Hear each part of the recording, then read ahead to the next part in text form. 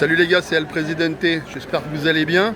Je vous avais dit que je reviendrai pour vous faire un petit blog et vlog pour tous mes déplacements. Aujourd'hui je suis à Marseille parce que vous savez qu'il y a les demi-finales du top 14 ce week-end. Là on est vendredi, ce soir le Stade Toulousain joue contre le Racing. Donc là on est à Marseille, on est en plein après-midi. Je suis avec mon frangin qui est avec moi et on vient d'arriver. On va se diriger vers le Vieux-Port parce qu'il y a tout plein et beaucoup d'animations visiblement sur le Vieux-Port. Je crois qu'il y a Moscato qui anime son émission, donc on va aller faire un petit tour, on va aller les voir. Et puis comme ça je vous fais visiter et puis me suivre sur toute cette soirée. On fera la même chose pour demain. Et puis comme ça vous pourrez voir un peu tout ce qui se passe autour de ces demi-finales de top 14. Donc on va sur le Vieux-Port et on se retrouve tout de suite après. Allez, à tout de suite. En direct avec Vincent. Ici avec tout le monde, voilà. À la porte.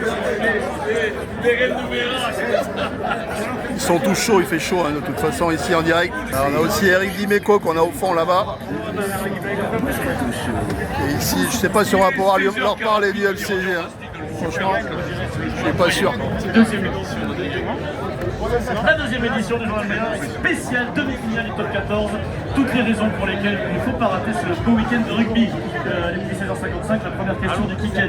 Vous écoutez RMC Dynamique 710e journal moyen. Je crois qu'on va essayer un peu de parler du LCG. Vous en pensez quoi les gars? Ça peut être bon? Allez, on se retrouve après.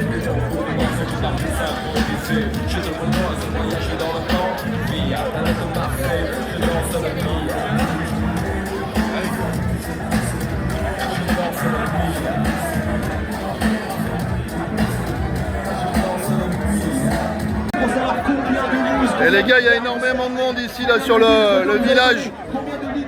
Super belle ambiance, par contre il n'y a que des Toulousains. On n'a pas vu de Parisiens, il n'y a que dalle. Et là, vous pouvez le voir ici derrière moi là-bas. Le bouclier de Brennus, il est là les gars. Voilà. Un jour il sera pour nous. On vous l'a déjà fait, c'est super. On a plusieurs goûts aujourd'hui, on a plusieurs flavors. Dans les presses, on se retrouve toujours ici à Marseille. On est sur le Vieux-Port, on est dans le village rugby. C'est pris une petite bière qui va bien, parce qu'il fait une chaleur de dingo. Là, il va y avoir des jeux, des animations là derrière. On est toujours sur de la bonne ambiance, mais il y a beaucoup de Toulousains. Pas beaucoup de Parisiens, on n'en a pas vu beaucoup encore aujourd'hui. Donc on va voir ce que ça va donner pour la suite. On retournera du côté du Vélodrome tout à l'heure. On fera vivre un peu l'entrée et tout ça, donc là on est un peu sur l'ambiance. C'est plutôt, comme vous le voyez, une bonne ambiance. Il va y avoir des jeux là, ils sont en train de lancer. Voilà. On se retrouve tout à l'heure. On arrive au stade Vélodrome les gars, on y est, les Praises. On est à une demi-heure du coup d'envoi, stade Toulousain Racing. On est là, on arrive à l'Orange Vélodrome. 69 000 personnes, c'est de la folie, il y a beaucoup de Toulousains, pas beaucoup de Racingman. On est là ce soir pour la première demi-finale entre Stade Toulousain et Racing. Honnêtement, il y a beaucoup de monde. Il y a aussi d'autres équipes, on a vu des Clermontois, des Palois, des Brivistes. Il y a un peu de tous les supporters, on arrive à l'entrée. UBB aussi. Voilà. C'est le monde du rugby qui est réuni ce soir pour cette première demi-finale de top 14. On se retrouve dans le stade. Ah, c'est les mamans, vous êtes au stade? Allez, on y est, ça y est, on est installés les gars. On a les Racingman qui sont là. Hop là, ils sont chauds. On est là.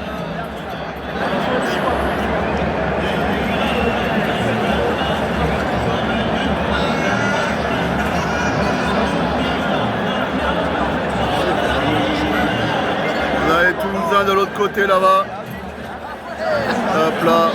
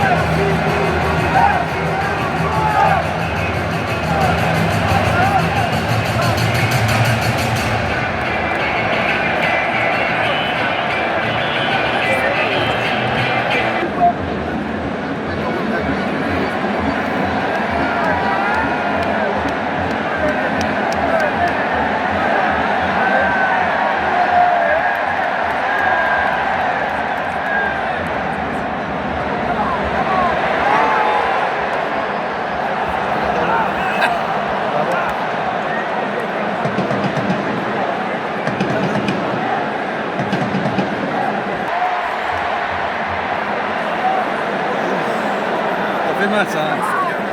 Ouais, un peu, hein.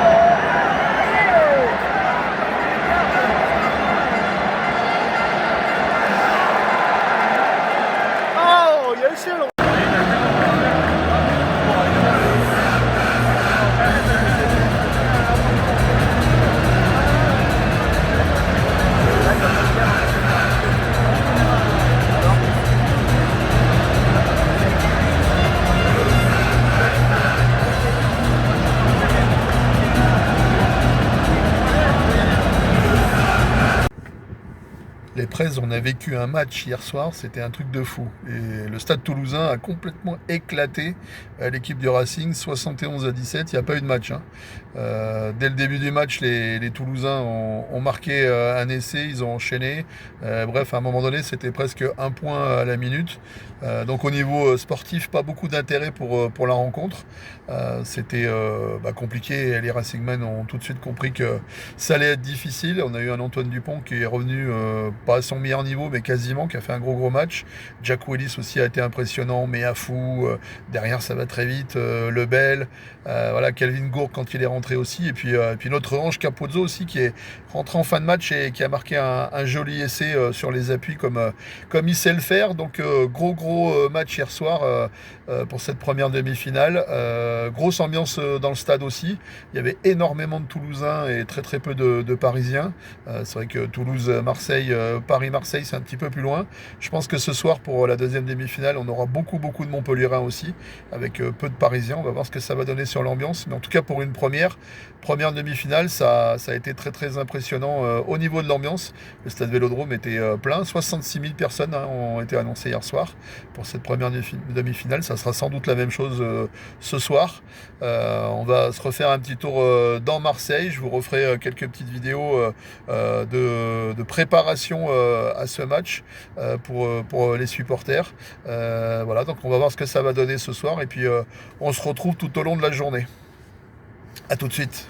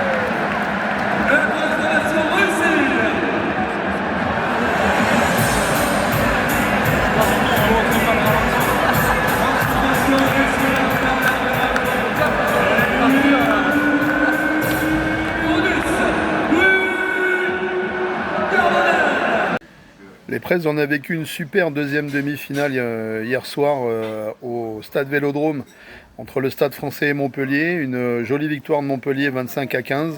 Un match qui a été beaucoup plus serré que la première demi-finale. Des Montpelliérains qui ont fini par prendre le dessus physiquement face au Stade Français, qui n'a pas forcément existé en deuxième mi-temps.